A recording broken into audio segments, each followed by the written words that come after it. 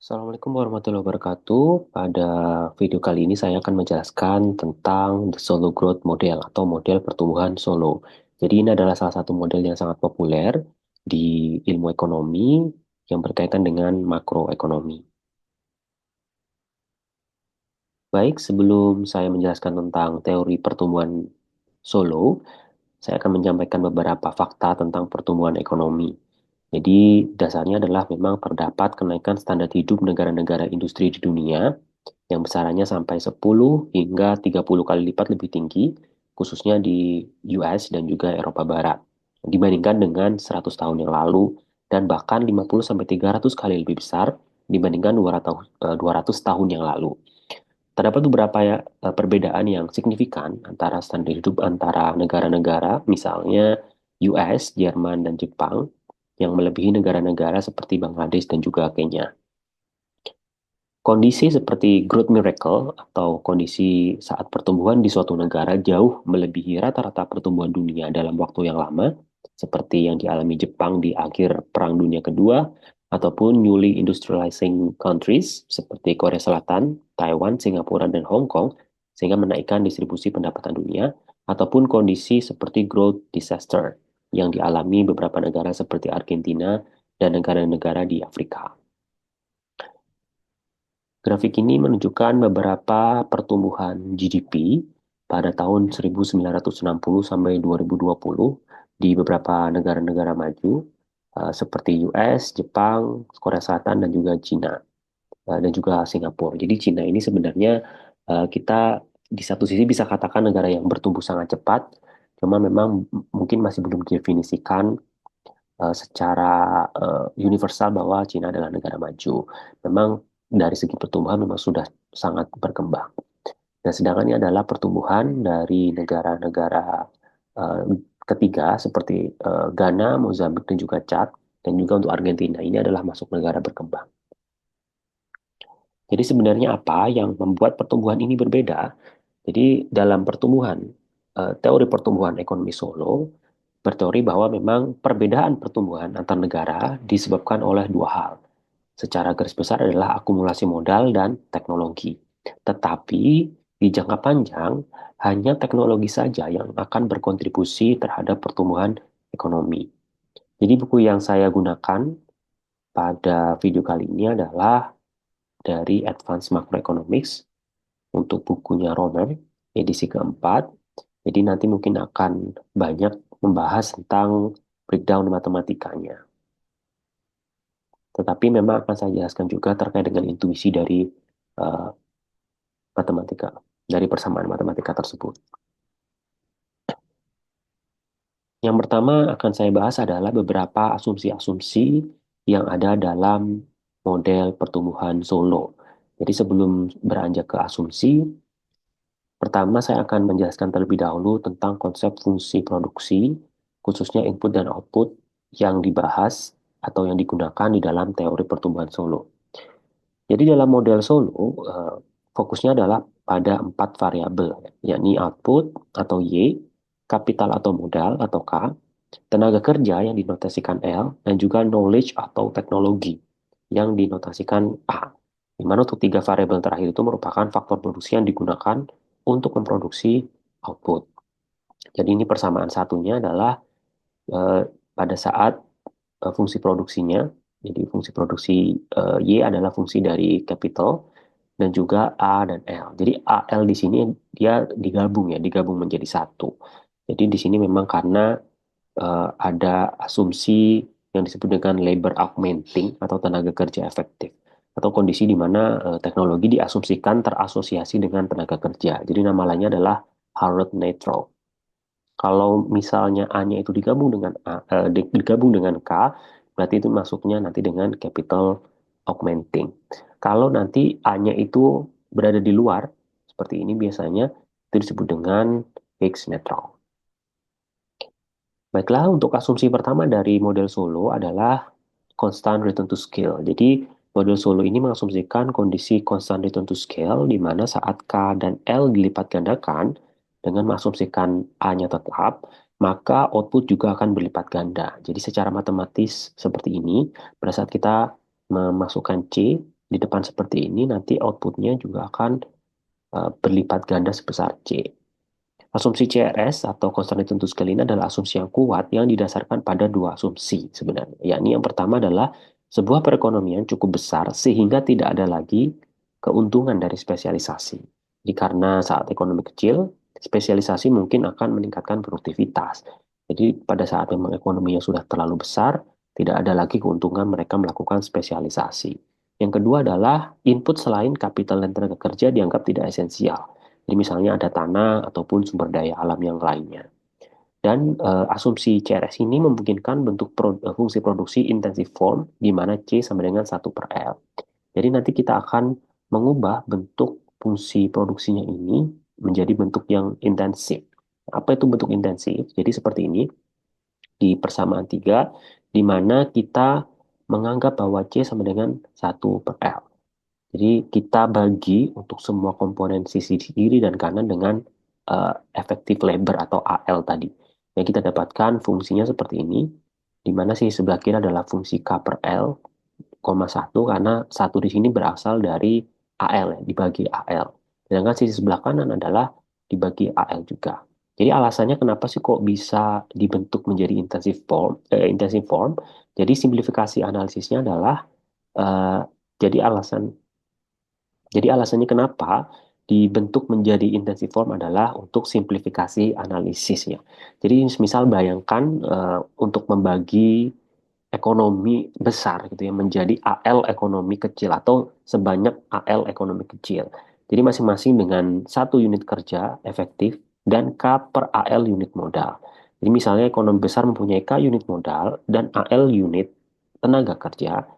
Jadi kalau kita jadi kalau kita bagi ekonomi besar tadi menjadi sejumlah AL ekonomi kecil. Jadi masing-masing ekonomi kecil akan memiliki satu tenaga kerja efektif dan K per AL modal. Jadi memang untuk simplifikasi di mana kita hanya akan fokus pada K per AL saja.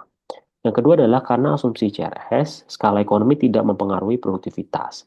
Maka output per tenaga kerja efektif atau Y sama dengan Y per AL itu hanya bergantung pada K per AL saja. Berarti bahwa memang kalau kita lihat per tenaga kerja efektifnya, ukuran ekonomi sebenarnya tidak penting. Jadi tetapi yang penting adalah berapa modal sebenarnya yang dimiliki setiap tenaga kerja efektif. Kemudian kita dapat menyusun ulang persamaan 3 menjadi bentuk di persamaan 4 agar lebih sederhana, di mana di persamaan 4 ini dapat diartikan bahwa output per tenaga kerja efektif adalah fungsi dari kapital per tenaga kerja efektif.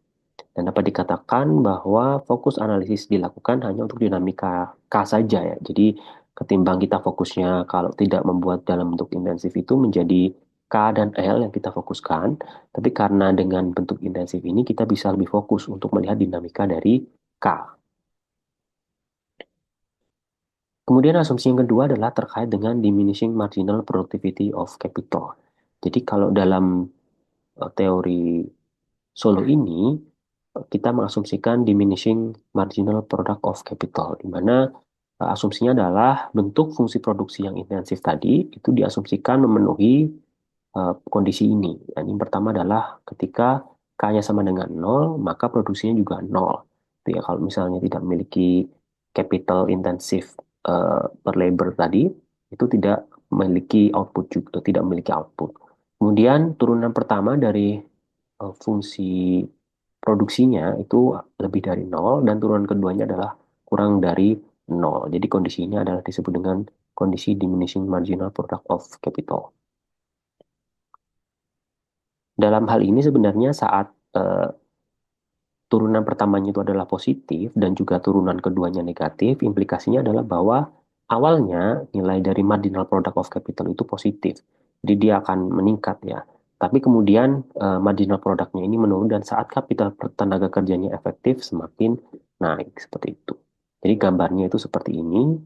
Eh, saya ambil dari buku Romer tahun 2012 di mana pada awalnya memang dia meningkat ya untuk nilainya diminishing marginalnya kemudian dia tambahannya ini semakin berkurang. Kemudian asumsi ketiga adalah asumsi in other condition, di mana asumsi in ada condition ini ada dua. Yang pertama adalah pada saat memang saat kapitalnya itu semakin sedikit ya di persamaan 6 ini. Jadi pada saat kapitalnya semakin sedikit, maka tambahan output dari tambahan kapital akan semakin besar. Yang berarti bahwa misalnya kalau negara yang sangat miskin yang terkait modal, investasi yang kecil pun sebenarnya akan meningkatkan produktivitas yang sangat besar untuk negara tersebut. Dan dampaknya adalah ekonomi akan semakin termotivasi untuk berinvestasi karena marginal product of capitalnya itu sangat tinggi. Nah, sebaliknya, untuk di persamaan 7, di mana kondisinya ketika sebuah negara itu memiliki kapital yang besar, maka tambahan output dari kapital tambahan itu akan mendekati nol. Implikasinya adalah memang jika ekonominya sudah kaya, sebenarnya tambahan investasi itu hampir tidak menambah output gitu ya. Dan ekonomi dengan kapital besar itu tidak akan tumbuh tanpa batas sebenarnya, karena hasil investasi yang semakin kecil. Jadi bukan berarti kalau di negara maju itu investasi besar nanti hasilnya juga sangat besar. Belum tentu seperti itu, karena memang mereka sudah mencapai kondisi diminishing marginal product of capital. Selanjutnya adalah kita bicara tentang evolusi dari input-input dalam produksi. Jadi kalau kita bicara evolusi di sini kita bicara tentang dinamikanya, yang mana misalnya pada awal periode nilai K, L, dan A diasumsikan eksogen dan positif. Jadi kalau dalam solo ini diasumsikan bahwa K, L, dan A-nya ini nilainya eksogen ya. Eksogen itu berarti dia tidak ada faktor-faktor yang mempengaruhi bagaimana nilai awalnya gitu. Dan kemudian diasumsikan positif. Dan selanjutnya komponen L dan A ini diasumsikan tumbuh pada tingkat yang konstan. Jadi pertumbuhannya ini dia diasumsikan konstan. Jadi terlihat di sini di persamaan 8 dan 9. Jadi L di sini adalah notasi untuk eh, labor atau tenaga kerja dan A adalah untuk yang knowledge atau teknologi. Dan di mana di sini ada N untuk pertumbuhan penduduk dan G untuk pertumbuhan teknologi. Jadi itu adalah parameter eksogen. Dan notasi L dot dan A dot di sini adalah berarti dia DL per DT dan juga DA per DT.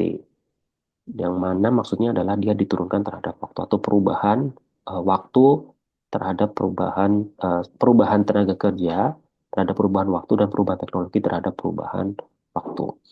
Dan bentuk growth rate pada persamaan 8 dan 9 itu sama dengan bentuk growth rate dalam bentuk logaritma naturalnya. Jadi nanti bentuknya jadi seperti ini di persamaan 10.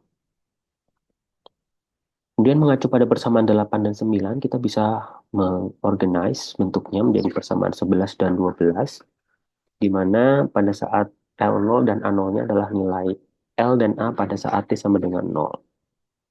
Dan dengan mengeksponensikan kedua sisi pada persamaan 11 dan 12, kita bisa dapatkan persamaan 13 dan 14. Jadi memang uh, tenaga kerja dan juga teknologi itu tumbuh dalam bentuk eksponen.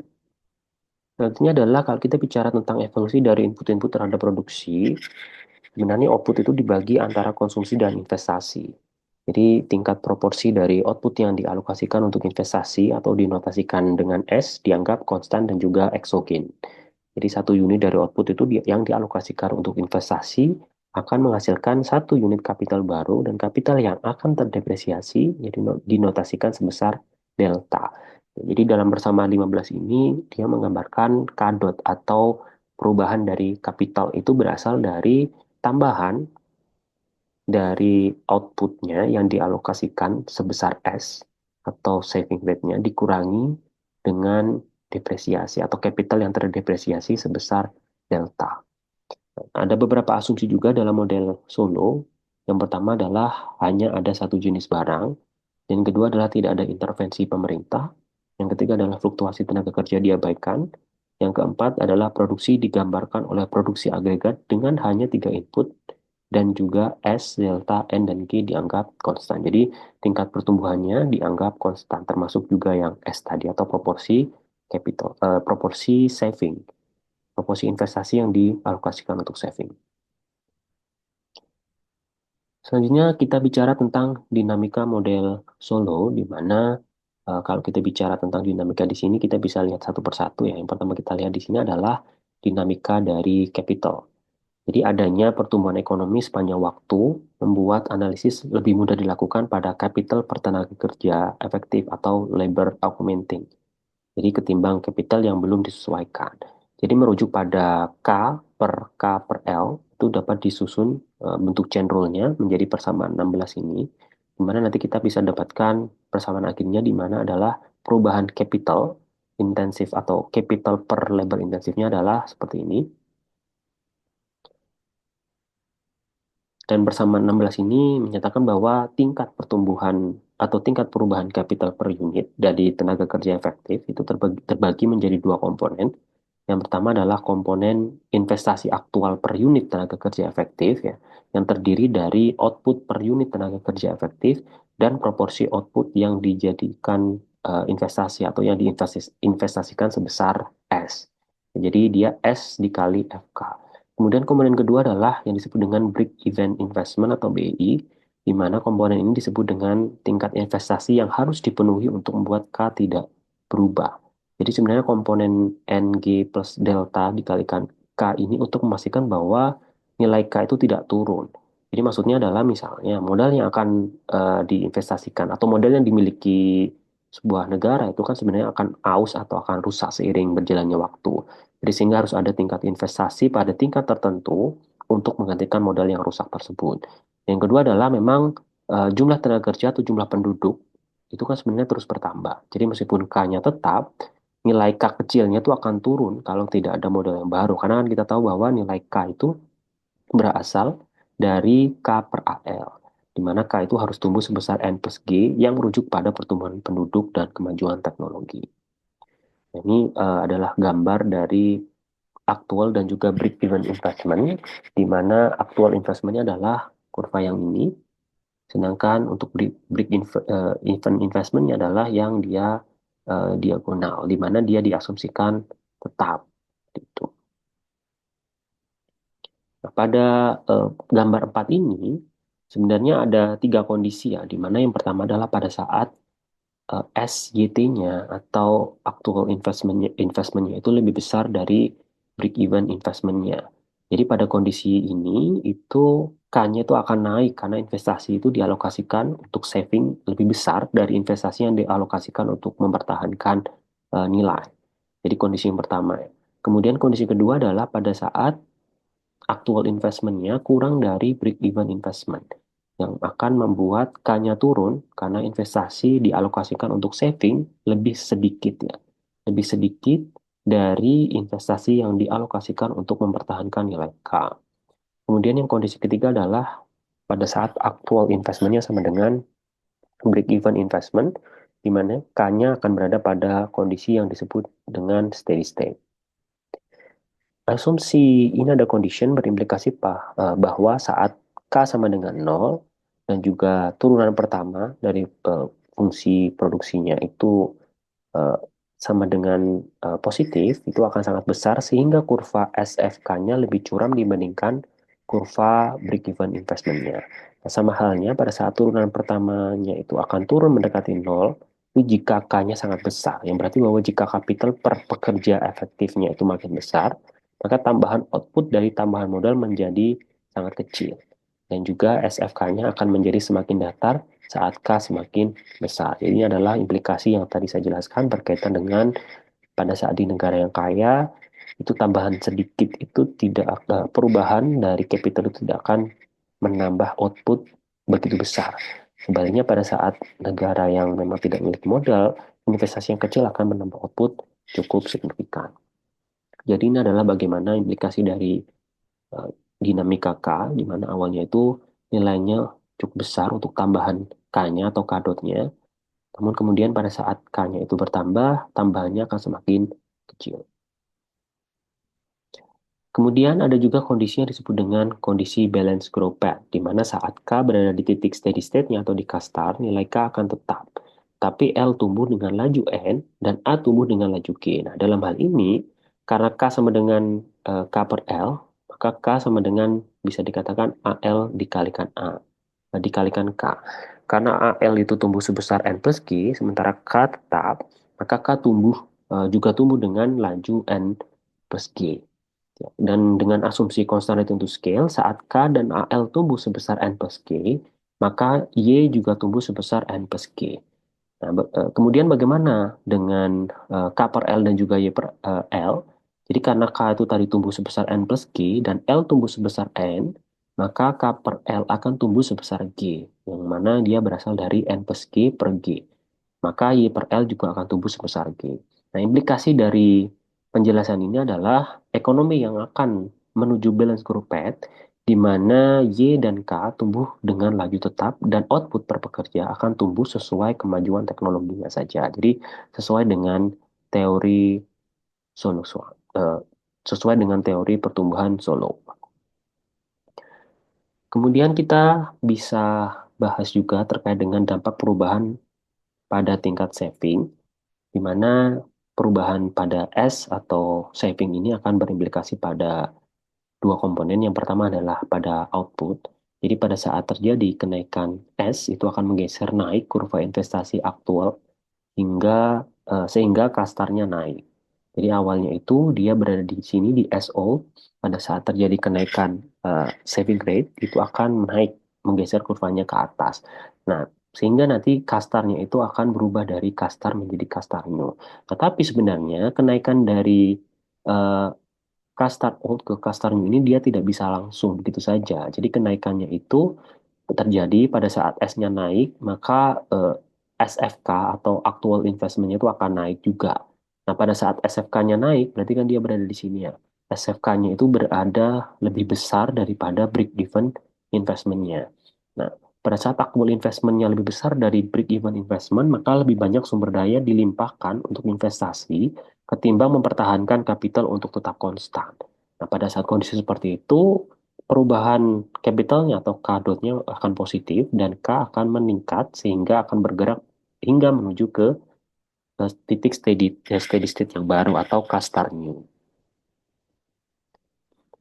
Kemudian berkaitan dengan ilustrasi gambarnya, jadi perubahan tingkat tabungan hanya memiliki level effect atau menaikkan output di level yang lebih tinggi. Karena saat S-nya naik, maka K-nya akan naik dan Y per L-nya juga naik ke level yang lebih tinggi. Namun sebenarnya growth jangka panjangnya itu tetap di nilai G-nya. Jadi kalau lihat di gambar pertama di sini, awalnya itu memang eh, gambar pertama itu menunjukkan bahwa memang terdapat kenaikan S, hingga nanti S-nya itu akan tiba-tiba naik. Nah, kemudian pada saat S-nya naik, investasi aku juga akan naik, karena kan investasi itu sama dengan SFK. Nah, kemudian pada saat K dotnya naik tajam, tetapi karena ada diminishing return atau asumsi diminishing return tadi, maka K dotnya akan menurun sepanjang waktu. Kemudian di gambar ketiga ini menunjukkan bahwa karena investasinya sudah meningkat, K-nya naik secara bertahap menuju steady state yang lebih tinggi. Sedangkan kalau dari sisi growth-nya, pada gambar pertama ini, awalnya itu Y per L-nya itu tumbuh sebesar G, ya, atau sebesar kemajuan teknologi. Tapi saat saving rate-nya naik, jadi Y per L-nya itu naik sementara, tapi kemudian kembali lagi ke laju G-nya. Kemudian untuk yang gambar kedua ini, awalnya memang tumbuh garis lurus ya, sebesar garis lurus untuk yang J per L-nya, karena memang log dari pertumbuhannya itu konstan. Tapi setelah saving rate-nya naik, maka Y per L-nya itu tumbuh lebih cepat sementara waktu, sehingga garisnya membelok ke atas. Ya, setelah itu tumbuh lagi sejajar dengan garis awal, tetapi di tingkat yang lebih tinggi. Nah, kemudian dari sisi konsumsi, jadi konsumsi itu awalnya konstan dan saat terjadi kenaikan saving, maka konsumsinya turun karena banyak output yang dialokasikan untuk saving. Nah, namun pada saat jangka panjang, konsumsi bisa naik melebihi level awal karena outputnya naik. Nah, yang kedua adalah dampaknya pada konsumsi. Jadi kurva konsumsi ini tergantung pada dua komponen, yakni output per tenaga kerja efektif saat kondisi steady state dan juga break-even investment. Jadi kalau di sini komponennya ada dua, pada saat outputnya itu steady state dikurangi break-even investmentnya. Di mana kastarnya sama dengan eh, fungsi dari S, N, G, dan juga delta. Sehingga kita bisa turunkan C ini pada persamaan 17 ini diturunkan terhadap S. Jadi kita dapatkan bersamaan 18. Nah, apakah kenaikan saving rate akan menurunkan atau menaikkan konsumsi di jangka panjang itu bergantung pada apakah marginal product of capitalnya itu lebih dari atau kurang dari komponen-komponen dalam break-even investment. Jadi pada saat K-nya meningkat, investasi harus naik paling tidak sebesar N plus G plus delta untuk memastikan keberlanjutan K tadi. Jadi yang tadi saya jelaskan bahwa kita memerlukan tingkat capital paling tidak sebesar N plus G plus delta tadi untuk memastikan bahwa K-nya tidak mengalami penurunan atau tidak berubah. Nah, sehingga pada saat nilai dari output kondisi steady state-nya itu kurang dari N plus G plus delta, maka tambahan output dari kenaikan capital itu tidak cukup untuk meningkatkan tingkat capital. Sehingga konsumsi harus turun untuk memastikan tingkat capital yang lebih tinggi.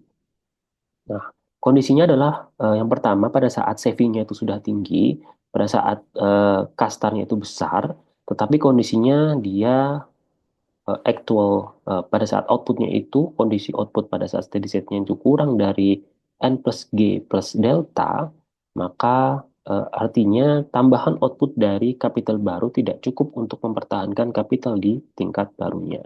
Jadi konsumsi jangka panjangnya lebih rendah dari sebelumnya. Jadi kondisinya seperti ini. Jadi tambahan outputnya itu tidak bisa untuk memenuhi kondisi break-even investment. Yang kedua adalah pada saat S-nya rendah. Ya, berarti pada saat S-nya rendah ini lebih banyak output yang dialokasikan bukan untuk saving. Jadi dalam hal ini adalah outputnya lebih besar daripada N plus G plus delta atau tambahan outputnya lebih besar daripada N plus G plus delta. Yang berarti bahwa akan terdapat tambahan output yang cukup besar sehingga bisa menopang K-start dan bahkan lebih. Sehingga konsumsi jangka panjangnya juga akan naik. Dan kondisi ketiga adalah yang disebut dengan golden rule, di mana pada saat kondisinya tambahan dari output itu akan sama dengan N plus G plus delta, yang mana disebut dengan konsumsi jangka panjangnya itu akan maksimum dan tidak ada keuntungan dari menambah atau mengurangi S. Jadi sehingga konsumsi optimalnya akan tercapai. Nah, selanjutnya kalau kita bicara tentang model Solo, kita bisa membandingkan dengan teori-teori pertumbuhan atau sebenarnya ada beberapa pertanyaan gitu ya terkait dengan model Solo ini. Jadi kalau kita bicara tentang model Solo, kita erat kaitannya dengan teknologi versus kapital.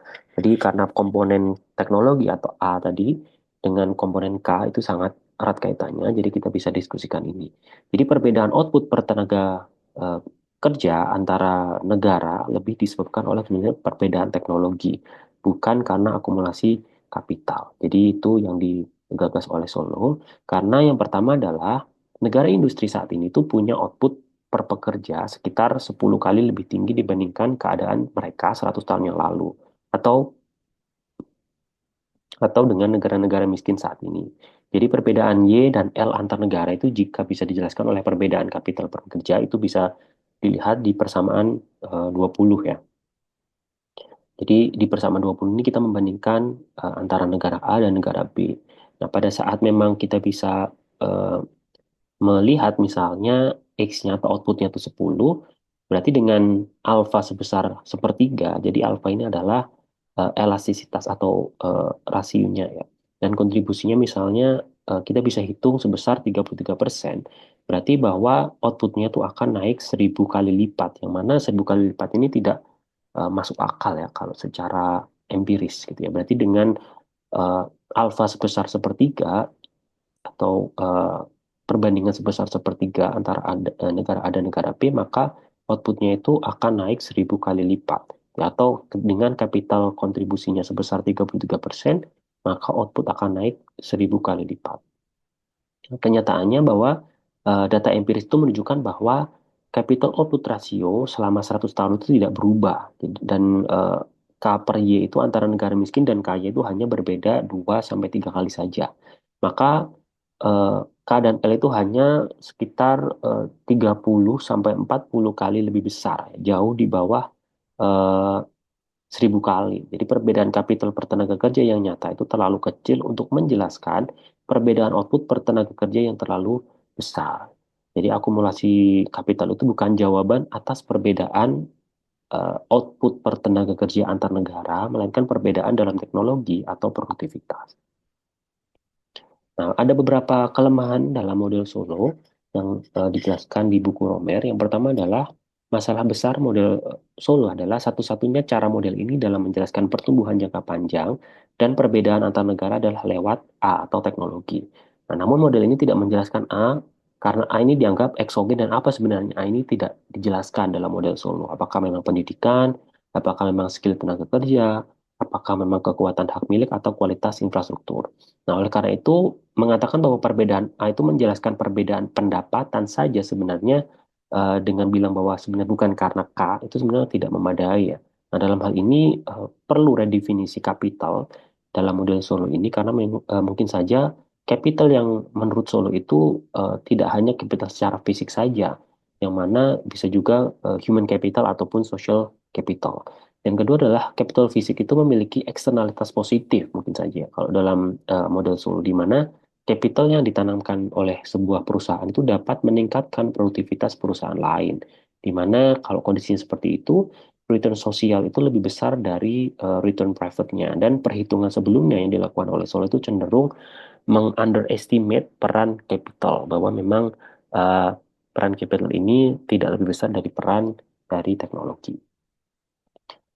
Dan untuk aplikasi empiris dari model Solo ini itu ada juga dilakukan pada metode growth accounting, di mana metode ini adalah salah satu metode dalam mengidentifikasi determinan pertumbuhan. Jadi di persamaan 21 ini dia menurunkannya terhadap waktu. Dan ini adalah turunan matematikanya. Jadi kita bagi untuk dari persamaan 21 tadi dibagi kedua sisinya dengan YT, sehingga kita bisa dapatkan di persamaan 22. Di mana di sini untuk komponen alfa K-nya ini adalah elastisitas output terhadap tenaga kerja dan untuk eh, komponen alfa K-nya eh, yang komponen alfa K di sini adalah elastisitas output terhadap capital dan AL adalah elastisitas output terhadap tenaga kerja dan R ini adalah residual dari teknologi. Nah, namun sebenarnya kelemahannya adalah metode growth accounting ini hanya menjelaskan penyebab langsung dari pertumbuhan seperti beberapa kontribusi KL dan juga residual, tetapi tidak menjelaskan sebenarnya apa penyebab kenapa investasi naik dan juga kenapa teknologi berkembang. Dan pada model Solo, semua pertumbuhan output jangka panjang itu berasal dari A. Tetapi kalau dilihat tadi ya, growth accounting itu tetap mengatribusikan sebagai sebagian pertumbuhan ke akumulasi kapital karena akumulasi kapital adalah alfa dan kontribusi residual adalah 1/A. Jadi maksudnya adalah meskipun dia itu eh, bilang bahwa pada akhirnya atau pada jangka panjang hanya A saja atau hanya teknologi saja yang berkontribusi, tapi kalau secara perhitungan di sini tetap ada kontribusi dari capital, jadi tidak bisa menangkap jangka panjangnya.